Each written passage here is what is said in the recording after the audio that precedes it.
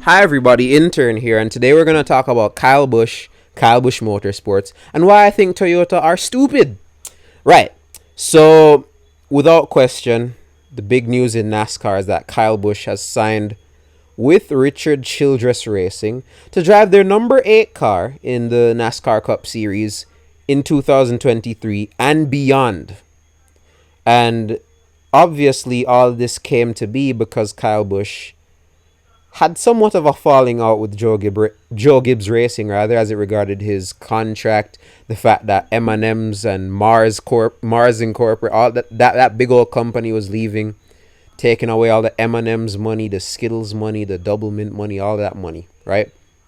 I don't even think Double Mint counted, but like that group that makes those products that normally sponsor Kyle Busch left.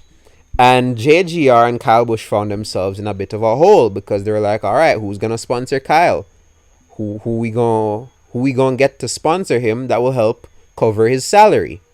And they were unable to meet at a decision, right? So Kyle left. He's with Richard Childress Racing now, and I'm like, all right, I see what's going on here.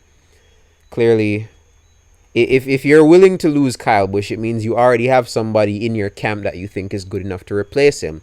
And obviously, that guy has to be Ty Gibbs, because Ty Gibbs is clearly the superstar at Joe Gibbs Racing's Xfinity team right now. And he's doing understudy duty right now for 2311 because Kurt Busch is hurt, right? When you put that into consideration, you're like, all right, fine, out with the old, which in this case is Kyle Busch, in with the new, which in this case is Ty Gibbs. Fair enough. But one thing I don't understand is why Toyota was so okay with Kyle Busch leaving without taking into consideration that he was taking Kyle Busch Motorsports with him. That's what doesn't make sense to me. Because what people need to understand is that Kyle Busch Motorsports serves as a very important pipeline for getting young drivers into NASCAR in general. Young drivers that Toyota themselves can get into their system, get into the TRD system, wherever it's called, and grow them up until they become guys that are ready for Cup. Now that Kyle Busch Motorsports is essentially going to be a Chevy team now, because he's going to a Chevy team in RCR, that's one big powerhouse, that's a whole team that Toyota has lost. So not only have they lost their flagship, most successful driver ever, the driver that's brought them their only championship. No, not their only. Truex also gave them one. But the guy that brought them their first Cup Series championship, the guy that's brought them 2 Cup Series championships, a multitude of wins in Xfinity, in trucks, and in Cup. You not only lose him, but you lose one of the most successful teams in Truck Series history, in Kyle Busch Motorsports. You lose that. Look all the talents that KBM have brought into this sport. Christopher Bell, Bubba Wallace, Eric Jones, William Byron, right? Christopher Bell, all these guys came into NASCAR through KBM. KBM was like their first touch of a NASCAR National Series, right? Now what? Now what are they gonna do? That's one less Truck Series team, which means the only 2 Toyota teams left for these guys to take seriously are Hattori and ThorSport. And when you go into the Xfinity Series, it's not looking too good over there either.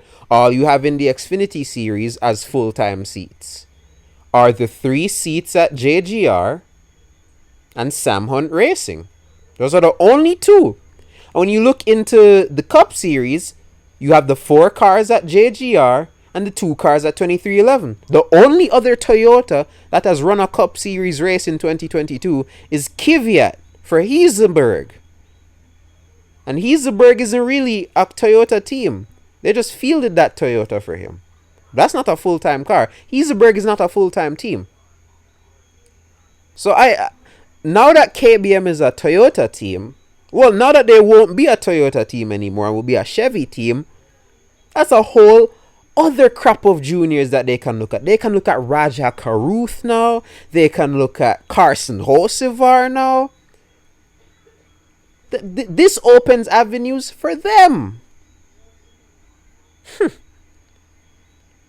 I don't know, man. I do not know. So basically, what I'm saying is Toyota chose Ty Gibbs over not only Kyle Busch but KBM as well. And that's insane to me. Because we're seeing reports now that there are sponsors flocking in to sponsor Kyle Busch in that 8 next season. Which means if Toyota tried hard enough, they could have gotten sponsors too.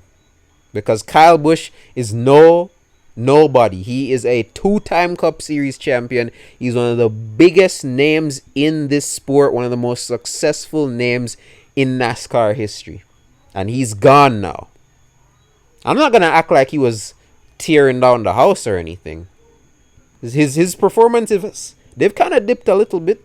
You know, he's only gotten like a couple wins these past couple of years. He's definitely not winning as much as he used to, but he's still a top driver. He almost won Darlington a couple weeks ago before his engine kicked out. Then it kicked out in Bristol, and now he's not even fighting for a championship anymore. It's not looking good at all, man. It's not looking good at all. This is all I have to say. So just a little rant, you know. Just me talking, trying to understand what's going on. Sometimes when I say things out loud, it makes more sense to me. But yeah, man. This is weird situation. Weird situation for KBM. Weird situation for Kyle Busch. Weird situation for Toyota. I think it's the weirdest situation for Toyota. And I guess technically they don't just get Ty Gibbs, but they also get Tyler Reddick. But he's not till 2024, unless Kurt Busch decides to randomly call it quits this offseason, which I hope he doesn't do. But, yeah. That's it. Toyota, this is the bed you've made. This is the bed you're going to lie in. Interested to see how it works out, though. That's it, man. Intern out.